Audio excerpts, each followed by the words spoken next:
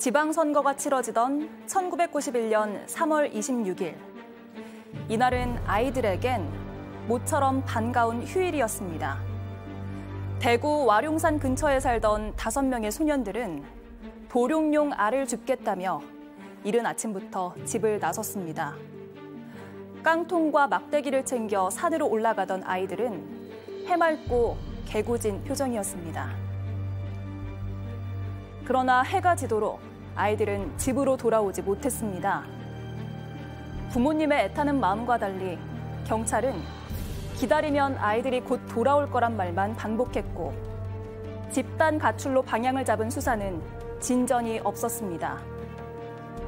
그렇게 11년, 와룡산 중턱에서 아이들은 유골로 발견됐습니다.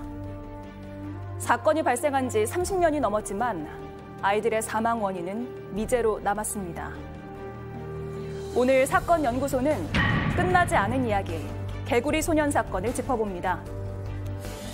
예, 개구리 소년 사건의 그 피해 당사자, 당시 초등학생들, 지금 생존해 있었더라면 40대 초반, 그러니까 당시 자신들의 나이 또래의 자녀를 둔 학부형이 돼 있었을 텐데, 예, 이 대한민국 3대 미제 사건의 하나로 꼽히는 이 개구리 소년 사건.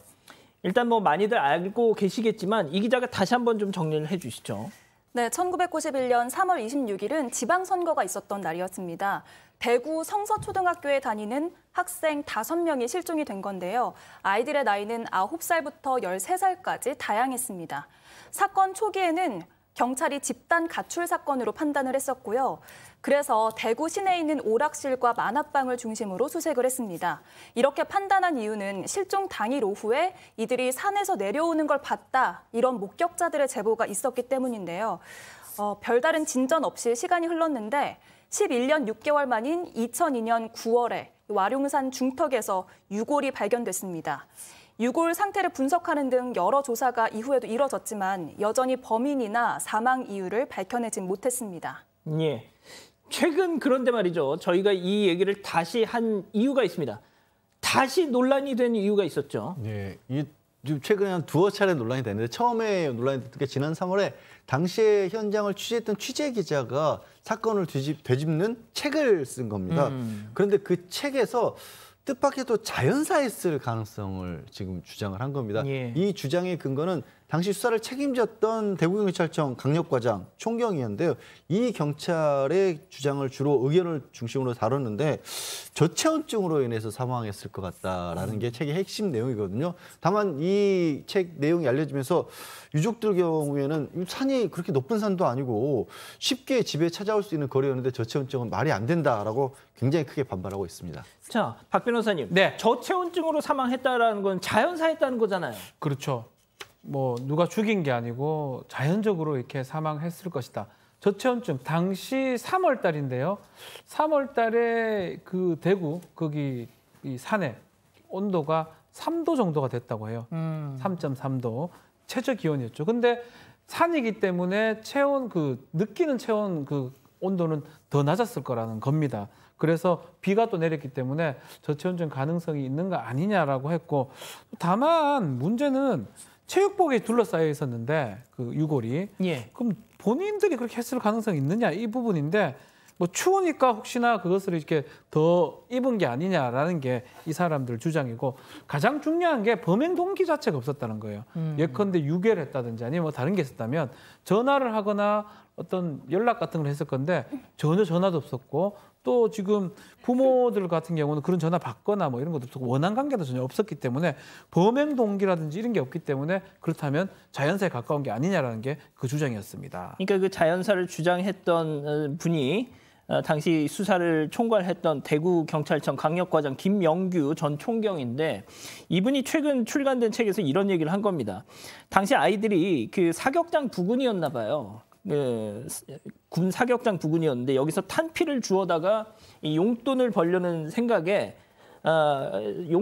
탄피를 줍기 위해서 산속으로 갔다가 폭풍우가 몰아쳤고 그걸 피하려고 이제 서로 끌어안고 체온을 나누면서 이렇게 버티고 있다가 동사한 것이다 이렇게 주장을 했다라는 건데, 자, 이것 말고 또 하나의 주장이 또 튀어나왔습니다. 자, 그 얘기는 이 기자가 또 해주시죠. 네, 지난 지방선거 날이었는데요. 6월 1일에 한 네티즌이 글을 올리게 됩니다. 자신이 개구리 소년 사건의 흉기를 알고 있다, 이런 내용인데요. 유골에 남은 상흔을 보았을 때 망치처럼 생겼지만 망치만큼은 강하지 않은 그런 물체가 범행 도구일 것이다, 이렇게 말을 했습니다. 이 글에서 주목한 건 버니어 캘리퍼스라는 도구인데요. 지금 이 스튜디오에 버니어 캘리퍼스를 가지고 왔습니다. 한번 보여드리겠습니다. 지금 이 보시면 네, 물체의 바깥쪽을 측정하는 이 외측 측정기 부분이 이걸로 이제 물체를 가격했을 때 남는 흔적이 요골에 남은 상흔과 비슷하다, 이런 주장인데요. 예. 그렇다면 이 버니어 캘리퍼스를 누가 들고 다니냐, 이런 질문이 남습니다. 그렇죠. 근데 글을 쓴 사람은 기술을 배우는 인근의 불량 고등학생의 소행일 가능성이 크다, 이렇게 추정을 했습니다. 사건 당일 이제 선거날이기 때문에 이 학생들이 집으로 들어가지 않고 학교에서 쓰는 측정 도구를 가방에 넣은 채 비행 장소인 산으로 갔을 것이다, 이렇게 추정을 했고요. 산에서 본드를 불다가 아이들을 마주쳤고 이 범죄를 은폐하기 위해서 환각 상태에서 아이들을 해쳤다는 겁니다. 자, 버니어 캘리퍼스, 이 도구 관련해서 이수정 교수께서 최근에 한 방송에 나오셔가지고 그거 상당히 설득력 있다라고 해서 이게 또 엄청난 파장을 낳고 있는데, 자, 교수님께서 이 내용 다시 한번 좀 얘기를 해주시죠. 그러니까 버니어 캘리퍼스가 맞다 틀리다 이런 얘기가 아니고요. 네이트판에 올린 글이 사실은 그 장소에 대한 지리적인 정보가 없는 사람이 가짜로 올리긴 굉장히 어려운 글이었어요. 왜냐하면 이게 산이 북쪽에 있고 마을이 남쪽에 있고, 그런데 이제 수색을 아이들이 없어진 다음에 수색을 했다고 합니다. 그런데 이제 그 수색 장소가 지금 산의 남쪽만 반쪽만 수색을 하고 북쪽을 수색을 하지 않았었다, 그때 그 당시에. 그런데 10년 후에 시신은 북쪽에서 나왔다고 그래요.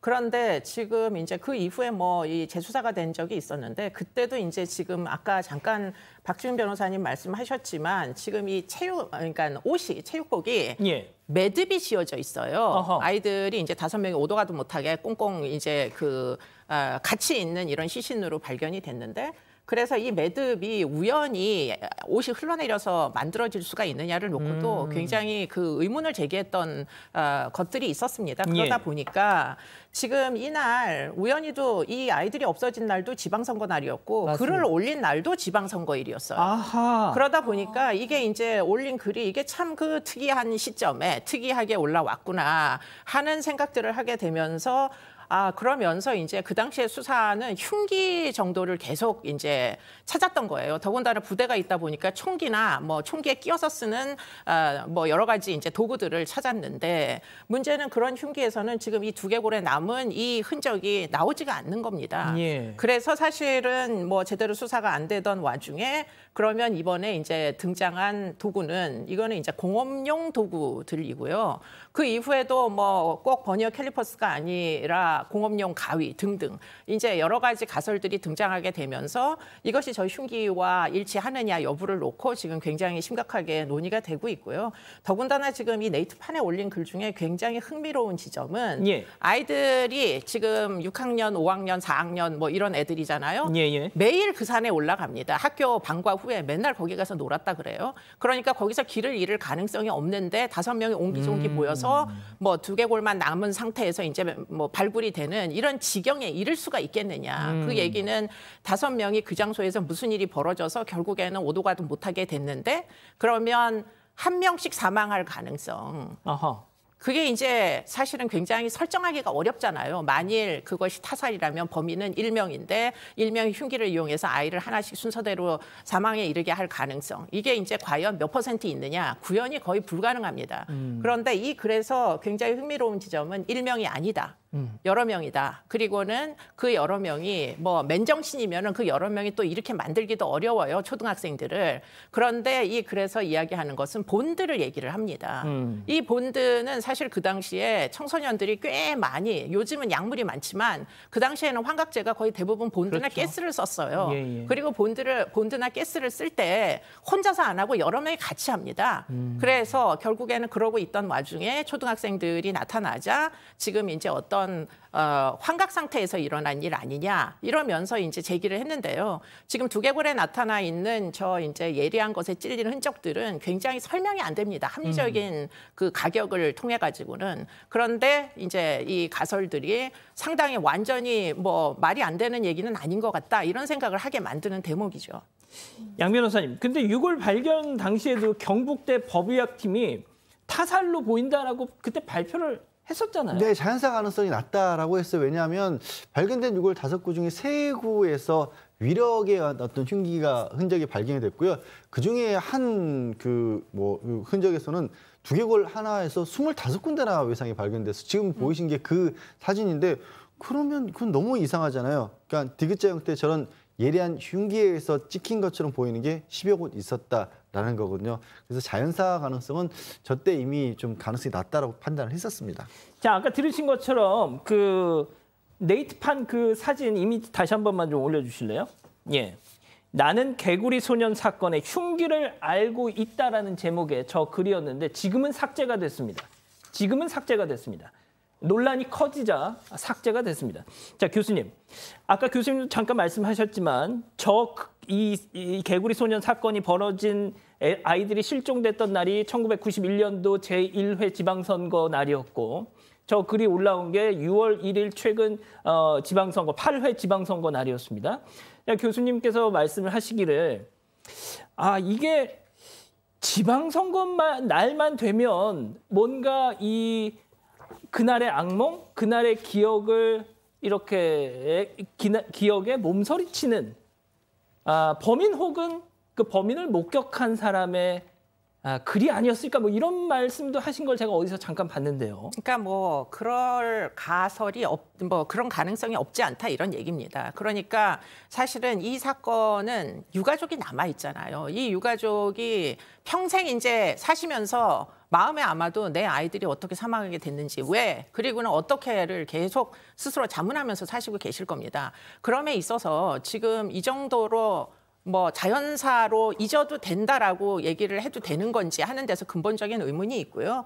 그러다 보니까 이제 뭐 지금 타살 가능성을 여전히 염두에 두고 이것을 다시 한번 조사해 볼 필요가 있지 않느냐 이런 생각들을 하게 되는 거고요. 더군다나 이 글들이 굉장히 나름대로 여러 개로 쪼개져 가지고 시리즈로 올라왔었습니다. 예. 그리고는 사실은 유명세를 원했다면 글이 계속 유지가 되고 있어야 됐겠죠. 그런데 이게 중단이 되고 갑자기 사라지다 보니까 더더욱 이제 사람들의 궁금증을 유발하면서 보통 아주 남한테 얘기할 수 없는 비밀을 가진 어떤 미제 사건의 주인공들은 그 비밀이 너무 무거워서 시효가 끝난 이후에 이것을 폭로하고 싶다는 욕망도 동시에 느낄 수가 있기 때문에 그런 차원에서 보면 이거를 그냥 무시해도 되는 거다. 예. 이렇게 단정하기가 좀 어려움이 있지 않나 이런 생각들을 하는 거죠. 자, 그런데 말이죠. 이 교수님이 버니어 캘리퍼스에 대해서 뭐 나름 타당하다라는 뭐 말씀이 있고 나서 경찰의 어떤 입장이 또 전에 보도가 나왔더라고요. 네, 저희도 대구청에 있는 그 장기 미제팀과 통화를 해봤는데요. 유골 발견 당시에도 버니어 캘리퍼스에 대해서 검토를 했었다 이렇게 밝혔습니다. 그러나 상흔 모양이 맞지 않는 것 같다 이렇게 판단을 했다고 전했고요. 그리고 사건 발생 당시 와룡산 인근에 있는 900명의 불량 학생 그리고 자퇴자들을 대상으로 탐문 수사를 벌였다 이렇게 설명하기도 했었습니다. 하지만 당시에 범죄 혐의점이 있는 사람을 발견하지 못했다 이렇게 전했는데요. 사실 이번 논란의 좀 중심에 있는 거는 가장 본질적에 있는 거는 2019년에 민감용 경찰청장이 와룡산에 찾아가서 맞아요. 사실 이거를 전면 원점 재수사하겠다 이렇게 말을 했습니다. 하지만 3년이 지난 지금까지 제대로 된 보고라든지 발표가 단 한 번도 없었습니다. 그렇다 보니까 계속해서 때가 되면 이렇게 논란이 계속 반복이 되는 걸로 보입니다. 그렇군요. 알겠습니다. 뭐 관련해서 내용이 또 속보가 나오면 저희가 시간을 좀 마련해서 전해드리도록 하죠.